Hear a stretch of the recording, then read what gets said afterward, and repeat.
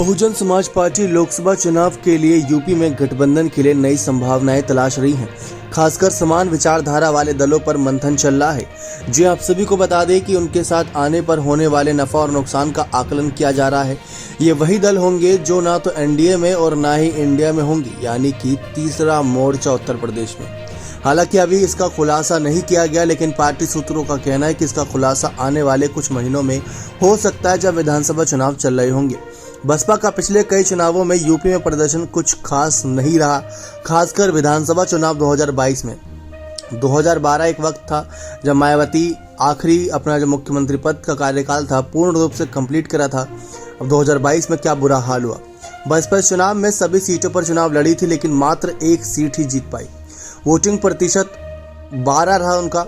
साल 2019 के चुनाव में बसपा के साथ कहीं ना कहीं सपा गठबंधन करते हुए चुनावी मैदान में उतरी, तो इस चुनाव में बसपा ने 10 सीटों पर जीत दर्ज करी। उसका वोटिंग प्रतिशत 19 था। बसपा पर पिछले लोकसभा चुनाव जैसा प्रदर्शन दोहराने की चुनौती है।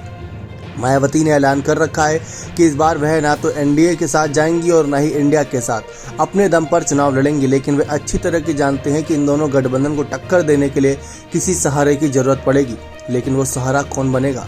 आपको बता दें, मायावती ने वर्ष 2022 के विधानसभा चुनाव में 88 और हाल ही में हुए निकाय चुनाव में 17 मेयर में से 11 सीटों पर मुस्लिम उम्मीदवार उतारकर इस वर्ग को साथ पाने का प्रयोग कर भी चुकी हैं, लेकिन इसमें कोई खास सफलता नहीं मिली।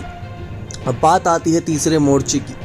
उत्तर प्रदेश में देखा जाए तो भाजपा के बाद वोटिंग परसेंटेज के मामले में सपा दूसरी बड़ी पार्टी है, फिर बसपा आती है, फिर कांग्रेस आती है, इसके बाद रालोद, फिर अपना दल कमेरावादी, ये तमाम बड़ी पार्टियां यहां पर सामने आती हैं। लेकिन इन्हीं पार्टी में से गौर किया जाए तो ये एनडीए और इंडिया में पहले ही शामिल हो सकी हैं।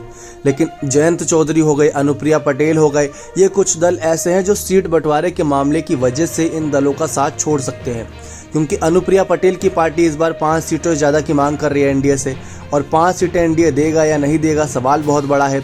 ओपी राजभर भी सीटों की मांग ज़्यादा कर रहे हैं और वो तो शुरुआत से मायावती के समर्थन में थे।